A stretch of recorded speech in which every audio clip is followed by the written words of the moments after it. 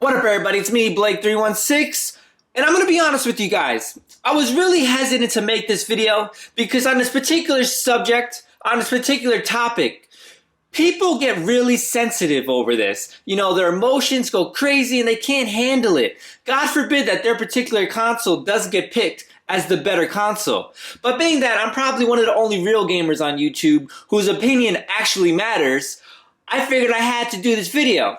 Now, for the PlayStation 4 as well as the Xbox One, it's been officially for both of them that it's been 2 years now that they've both been released. And I figured I would do an Xbox One versus PlayStation 4.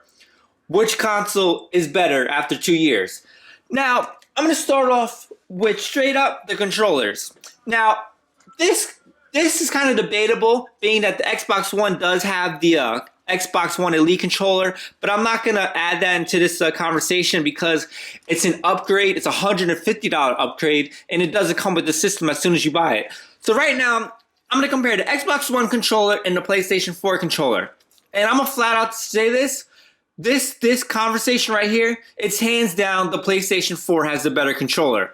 Reason being, the Xbox 360 controller is arguably the best gaming controller ever released.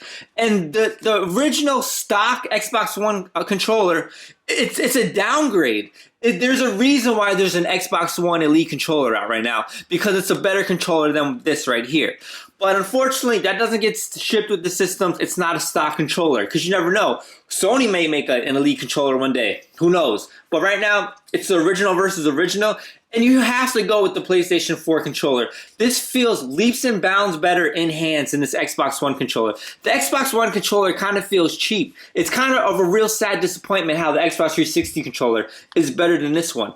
With the PlayStation 4, it feels really solid, perfect in your hands, excellent. They finally got the analog sticks just right. The trigger buttons are cool. Me personally, this isn't really like, this doesn't play a factor, but I'm just saying my opinion. I really like the light up feature. A lot of people don't like it. I think it looks cool.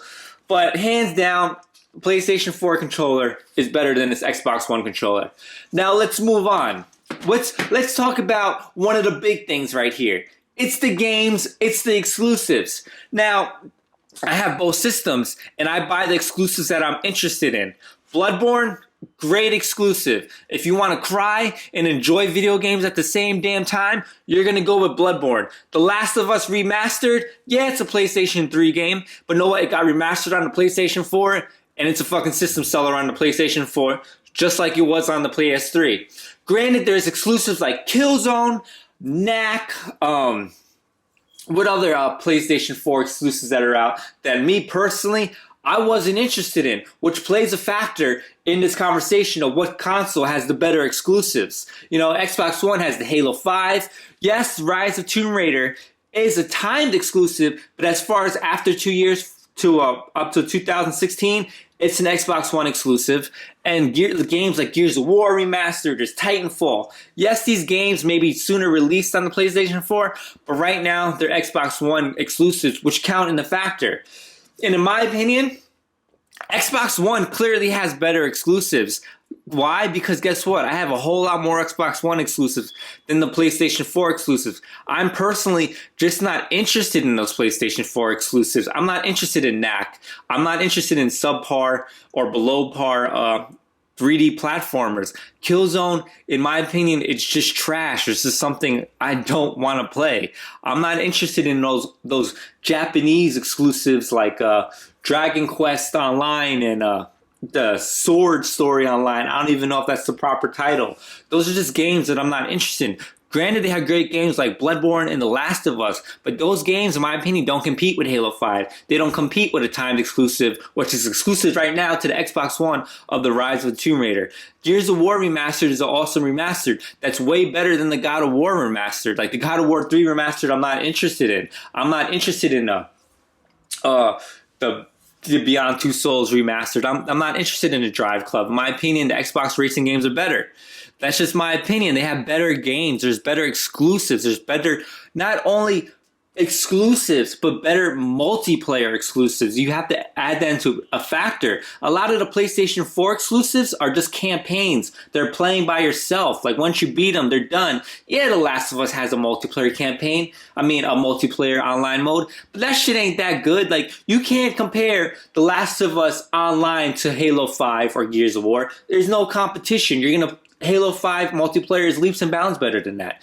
Not only are there better exclusives on the Xbox One, but it has better multiplayer exclusives. And at the end of the day, if a game has better multiplayer, that means you're going to play it more and get a better value for your dollar. So with this conversation, Xbox One has better exclusives. Now let's move on. Obviously the graphics, resolution's a real big thing in this generation. Frame rates per second is a real big thing in this generation. And we know it's all a fact. The PlayStation 4 has better frame rates, it has better resolution, it has better grass, bro. So the PlayStation 4 wins that. But let's be honest, games like Rise of the Tomb Raider are beautiful. I'm going to be honest, that's the best looking game on both systems right now. That's the best looking game, the new Tomb Raider. Second, The Last of Us is beautiful too. But you know what? It's going to go to Tomb Raider. But overall, better looking games on the PlayStation 4. I'm going to be honest. You guys can't call me a fanboy because I say the Xbox One has better exclusives. Because guess what? I buy pretty much all my multiplats on the PlayStation 4. Yo, it's going back and forth, bro. Like, this is what happens when you're a gamer and you own all the consoles. No time for that fanboy stuff. Now, let's get a little deeper into this conversation. Which has the better dashboard app? The dashboard app system. And you can say, who cares? You're playing games. Let's be honest here. These companies will not spend a half hour to, if not more, in these E3 press conferences talking about their apps and their dashboard, because obviously this is a huge issue. Now, if I made this video strictly about the dashboards, I would even go back to like early March 2015. I would say hands down, Sony PlayStation 4 wins. Reason being, the PlayStation 4 doesn't have a great dashboard. It's nothing over the top. It's nothing spectacular. It's straight to the point and it gives you what you need. And the Xbox One dashboard, when it first came out, was horrible. And the reason why it was horrible, once again, comparing it to the Xbox 360, who had the best dashboard ever, it was a horrible upgrade to the Xbox One 360 and the Xbox One dashboard. It was just bad. It was clunky. It was slow. It was almost impossible to find anything if you didn't have a Kinect. Because when you had a Kinect, you could say what you want and it got you there. If you didn't have a Kinect, it was almost impossible to navigate through that thing. No one knew where anything was. But Microsoft did do an update with the Xbox One dashboard, and it's leaps and bounds better than what they previously had. Like, it's such a huge improvement with my gaming experience on the Xbox One after this dashboard. It's just like night and day, and it's kind of a breath of fresh air that they made it more simplistic. At the same time, it's just overall a better experience to navigate through your menus, get to your friends, just view simple things as viewing your achievements, like etc. So, being that they upgraded, they saved their ass with this category. The Xbox One has a way better dashboard than the PlayStation 4. It's leaps and bounds better. It offers you more with simple upgrades, such as now when you play Xbox One games, you get to see simple things as, how much time do you play a particular game? Have you been playing that game for a total of 2 days, 3 days, 4 days? Hey, guess what? If you've been playing for that many hours or that many days, you can now compare it with your friends to see how much they've been playing it. You can do simple things, obviously compare achievements, you can compare trophies, nothing new, but then you can compare more in-depth detailed statistics of how many kills you got in a campaign, to how much online play, to achievements, to, just overall tracking of the game that you compare with your friends. Other than that, it's just a lot more better. It's a lot more smoother. It's a huge upgrade. Xbox Live has always been better than the PlayStation network. That's just a fact unless you're a blind fanboy. And Microsoft literally took the step needed to have it a better dashboard than the PlayStation 4. But yeah, PlayStation 4, you're going with the controllers. Exclusive games, you're going with the Xbox One. Graphics, obviously, the PlayStation 4. The dashboard, you're going with the Xbox One. back and forth, back and forth. So which one is it? Which is the better console after 2 years? I'm going to be honest with you. Now, don't hate me. The better console is, I have both. If you had to choose one, I'm telling you right now, you're going to want to go with the Xbox One. Why? Better games right now. Sony right now is slacking in their games. They're putting out nothing but a bunch of remastered games, and it's kind of ridiculous. Where Xbox One finally, after a really bad 2015, they're getting their act together. They're putting out tons of exclusives, tons of high quality AAA exclusives with not only, like I said before, good campaigns, but really good multiplayer that add to your value of gaming. They just made the addition of the Xbox Elite controller. Granted, it's pricey, but once you play it, man, is it nice. The great upgrade within their dashboard that's almost as good as the Xbox 360 dashboard.